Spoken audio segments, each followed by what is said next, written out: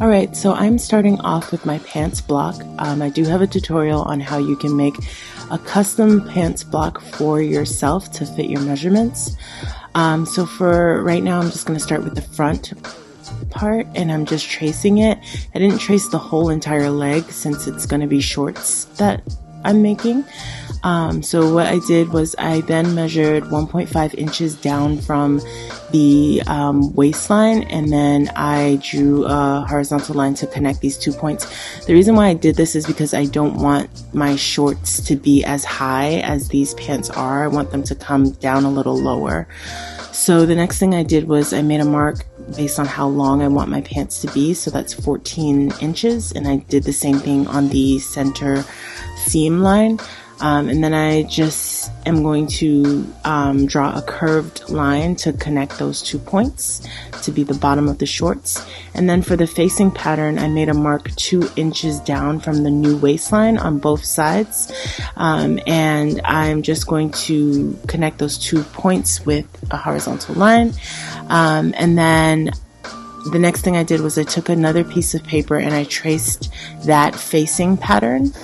So this is a clip of me trying on the test pattern, and I just want to share some of the corrections that I made so that you guys don't make the same mistakes that I made. So going back to the facing pattern, what I did was I basically just rounded out the new pattern. So the pattern in the pink is the original pattern and it was just too pointy.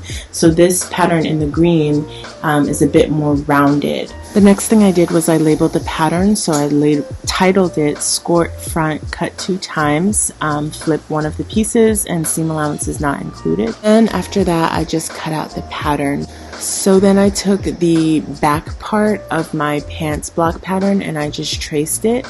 And then I made a mark 1.5 inches down from the waistline and then connected the 2 points with a horizontal curved line. And again, just reminding you that I did that because I wanted to bring down the waistline a little lower. And then starting at the new waistline, I measured and marked the total length of the shorts, so that's 14 inches. And then I just squared out my ruler along that point, and then I marked a parallel mark on the inseam part of the shorts pattern. And then I just drew a curved line to connect those 2 points. And I'm just Xing out that original waistline so that I don't get confused. Okay, so let's talk corrections. So this pattern in the green at the bottom is the new pattern, and the pattern at the top in the pink is the incorrect old original pattern. So what I did to correct my mistake was I extended the side seam by about 1.5 inches out, and then I extended the length of the inseam line so that it's the same length as the inseam line for the front pant pattern. Then I shifted the dart to make sure that it was in the center of the new extended waistline. So here's a written description of the corrections that I made. Let me know if you have any questions. I'd be happy to help you guys out. Hi, so I just wanted to give you guys a heads up that you can still follow the next set of instructions that I'm going to give you guys in order to make the facing for your pattern, but just make sure that you're using the correct back shorts pattern. And while I have you, I just want to ask that if you're enjoying this tutorial so far, I hope that you'll consider subscribing to my channel if you haven't already. And if you want to just bless the comment section with some love, I'd appreciate it. So then I measured and marked 2 inches down from the sideline on the left side, and then the right side I did the same thing, and then I just used a horizontal line to connect the 2 points, and the line is a bit curved because it's going to be the back of our waistline for the facing. And then I just traced one piece of the waistband facing, so I took another sheet of paper and placed it on top of that waistband facing, and then just traced the side and the top and the bottom, and then I used a pencil to trace the first dart leg because I'm going to be erasing it later. The next thing I did, so this is the second dart leg that I'm referring to. So the next thing I did was I just took the pattern and I rotated it so that the second dart leg would line up with the first dart leg that we traced with pencil. And then I just traced the second half of the waistband. And the reason why I did this step was I was basically closing the dart so that when we sew together the pants pattern, the facing will match the sewn shorts pattern. So now the next thing I needed to do was I just wanted to round out these like pointy curves. So I just rounded it out with a curved line at the top and the bottom. And I just put X's along the line so that I'm not confused about where I need to cut the pattern out. And then I just titled the pattern. So I titled it Skort Back Facing, Cut 2 Pieces, and the Seam Allowance is not included. And then I also labeled the center of the facing so that I would understand what part goes on the side and which part connects with the center of the back pattern. I just cut out the pattern afterwards, but remember to cut out the dart because it makes it easier to trace the dart onto the fabric. So I titled this pattern Skort Back, Cut 2 times, flip one of the pieces, and then seam allowance is not included. So then I took my front shorts pattern and I traced the top edge and the side edge, and we're basically going to start creating the skirt part that goes in front of the shorts. So after I traced the top and the side, what I did was I took the pattern and I flipped it, making sure that the top edge was aligned with the previously traced top edge, and then I just traced the top edge and the side edge again to create the outline of the skirt. Then I made a mark about 3/4 of the way along the waistline. I just kind of eyeballed it, but you can measure it if you feel more comfortable doing that. The next thing I did was I extended the end of the line by 1.5 inches, and I just extended it with a straight line. I didn't bother to curve the line.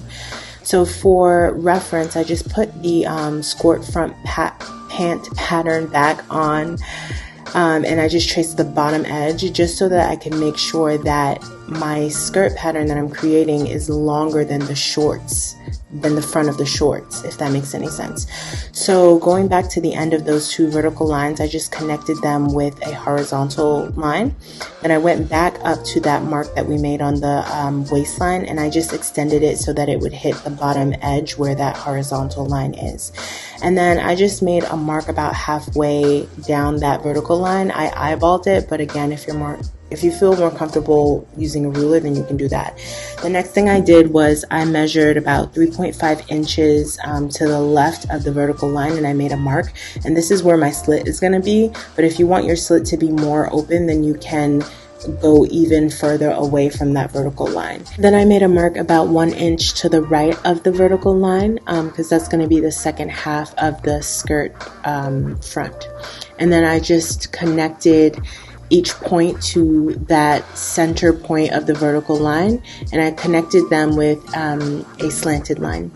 So I went back to my hip curve, and I just wanted to straighten it out so that the skirt pattern could just be a little bit less hip hugging. So I just drew a straight line along that hip curve, like so, like that. And then after I drew the straight line, I just then drew a slanted line to connect from the end of the side line down to the line where the slit is. And I just curved the line. I eyeballed it, but you can definitely use a curved ruler if you feel more comfortable doing that. And I repeated the same thing on the other side. And here I just added some notch marks. To be honest, I'm not sure how useful they will be, but it doesn't hurt to be prepared, right? And then I just cut out the pattern. So when I tested the pattern, I didn't like how wide the slit opening was. I was happy with the right side, the smaller pattern, so I decided to leave it as is, but I wanted to adjust the slit on the left side of the pattern. So this pattern here in the green is the updated pattern, and this pattern here at the top with the pink text is the original pattern. So what I did to make the correction was I just shifted the slip opening about 2 inches to the right so that there would be more coverage, and everything else I left the same, and then I just titled my pattern and cut it out. The next thing I did was I took my patterns and I transferred them onto my fabric, but you'll have to watch part 2 in order to see exactly what I did. In the meantime, you should check out my previous tutorial and be sure to leave me any questions or just share some love with me down below in the comment section. I'll see you in the next one. Ciao.